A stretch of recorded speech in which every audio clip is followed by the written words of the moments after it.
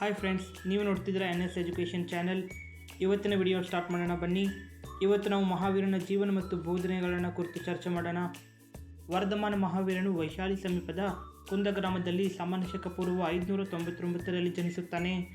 ರಾಜ ಸಿದ್ಧಾರ್ಥ ಮತ್ತು ರಾಣಿ ತ್ರಿಶಾಲಾದೇವಿ ಈತನ ತಂದೆ ತಾಯಿಗಳು. 18ನೇ ವಯಸ್ಸಿನಲ್ಲಿ ರಾಜಕುಮಾರಿ ಯಶೋಧರನು ವಿವಾಹವಾಗುತ್ತಾನೆ. ಅವನಿಗೆ ಅನುಜ್ಜ ಅಥವಾ ಪ್ರಿಯದರ್ಶಿನಿ ಎಂಬ ಮಗಳಿದ್ದಳು.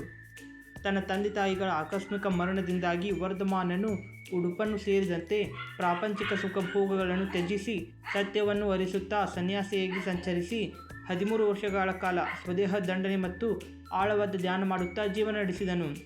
ವೈಶಾಖದ 10ನೇ ದಿನ ಬಿಹಾರದ ಜುಂಬಿಕ ಗ್ರಾಮದಲ್ಲಿ ಈತನಿಗೆ ಜ್ಞಾನೋದಯವಾಗುತ್ತದೆ.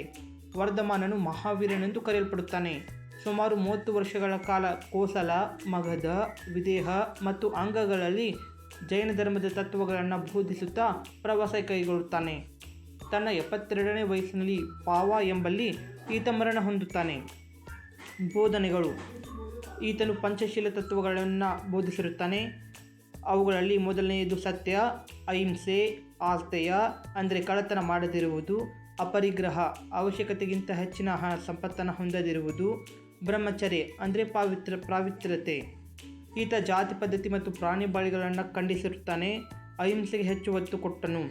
ಮೋಕ್ಷ ಸಾಧನೆಗಾಗಿ ಸನ್ಯಾಸತ್ವ ಮತ್ತು ಕಠಿಣ ತಪಸ್ಸನ್ನು ಪ್ರತಿಪಾದಿಸುತ್ತಾನೆ. ತ್ರಿರತ್ನಗಳು: ಅವುಗಳಲ್ಲಿ ಮೊದಲನೆಯದು ಸಮ್ಯಕ್ ಜ್ಞಾನ, ನಂತರ ಸಮ್ಯಕ್ ನಂಬಿಕೆ, ನಂತರ ಸಮ್ಯಕ್ ನಡತೆ. ಮಹಾವೀರನಿಗೆ ದೇವರ ಅಸ್ತಿತ್ವದಲ್ಲಿ ನಂಬಿಕೆ ಇರಲಿಲ್ಲ, ಆದರೆ ಈತ ಆತ್ಮದ ಅಸ್ತಿತ್ವದಲ್ಲಿ ನಂಬಿಕೆ ಇಟ್ಟಿದ್ದನು.